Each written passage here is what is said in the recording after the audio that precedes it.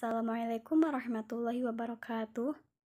Allahumma sholli ala sayyidina Muhammad wa ala ali sayyidina Muhammad amma ba'du. Yang terhormat, dosen pengampu mata kuliah pengantar pembelajaran bahasa asing dan juga teman-teman semua yang saya banggakan. Izinkan saya memperkenalkan diri, saya Rina Kurniawati dari kelas 3A. Langsung saja, saya akan mempresentasikan tentang bahasa ibu, bahasa kedua, bahasa asing, dan bahasa nasional. Baiklah, saya akan menjelaskan beberapa poin, yaitu tentang pengertian atau definisi dari bahasa ibu, bahasa kedua, bahasa asing, dan bahasa nasional, persamaan dan perbedaannya, dan yang terakhir, posisi bahasa Arab bagi Indonesia menurut perspektif bahasa keempat tadi. Apa sih bahasa ibu itu?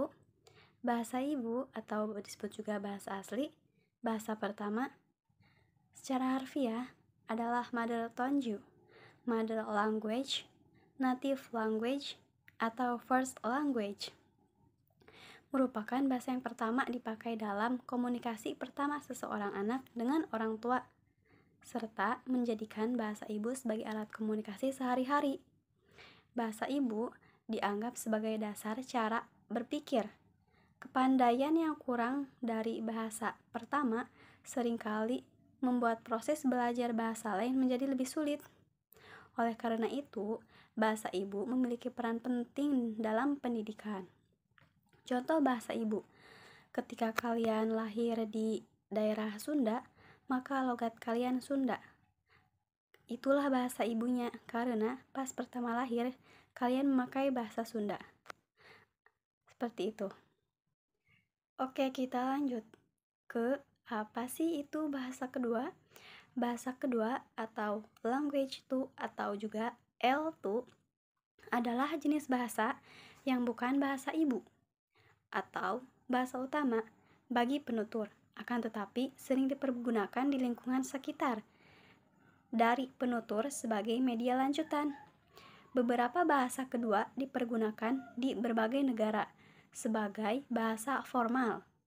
Bahasa Indonesia merupakan salah satu contoh loh dalam bahasa kedua yang dipergunakan sebagai bahasa percakapan nasional, dengan bahasa lokal daerah sebagai bahasa asli.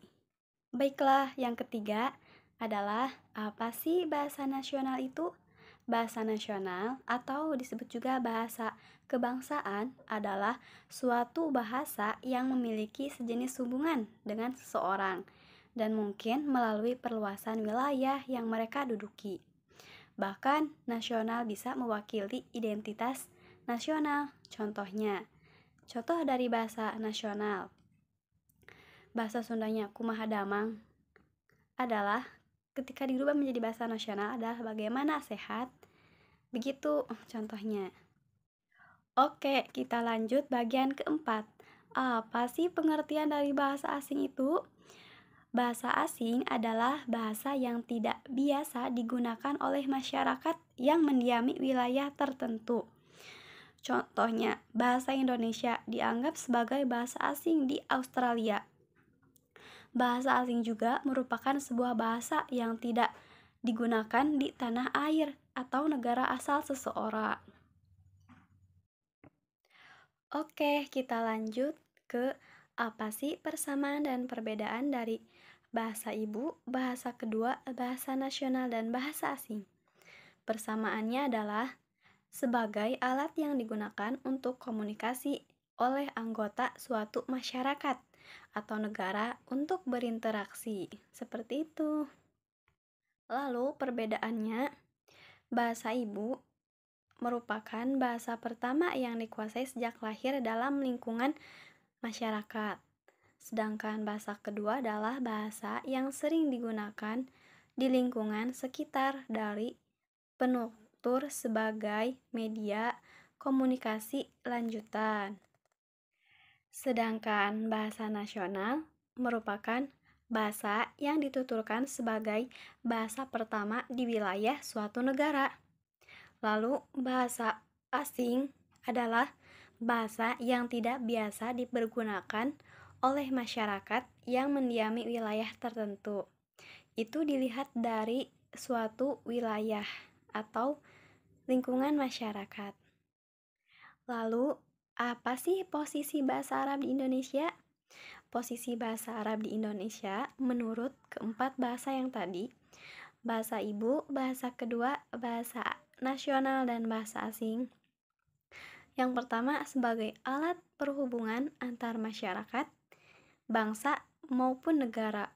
Bahasa Arab cukup berperan karena bahasa Arab merupakan bahasa resmi di lingkungan PBB yang diresmikan pada tahun 1973. Yang kedua, sebagai alat pembantu pengembangan bahasa Indonesia. Setidak-tidaknya pertumbuhan, perbendaharaan kata, terutama untuk istilah-istilah dalam peribadatan, filsafat, dan tasawuf.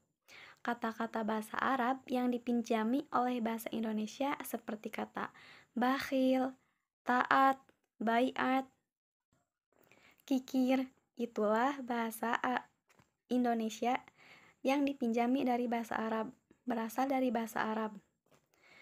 Lalu, sebagai alat pemanfaatan ilmu, pengetahuan, dan teknologi dalam rangka pembangunan bangsa. Dengan mempelajari bahasa Arab, sedikit banyak akan berguna untuk memahami sejarah-sejarahnya, seperti itu. Untuk selanjutnya, sebagai mata pelajaran wajib, terutama di sekolah berbasis Islam, seperti MI, MTS, MA. Banyak sarjana dari Indonesia untuk melanjutkan pendidikan di Timur Tengah, dan mereka harus bisa berbahasa Arab. Jadi, bahasa Arab itu sangat penting bagi bangsa Indonesia. Bahasa Arab sebagai bahasa asing di Indonesia. Jadi, mari kita simpulkan. Bahasa ibu itu adalah bahasa pertama yang dikuasai sejak lahir dalam lingkungan masyarakat.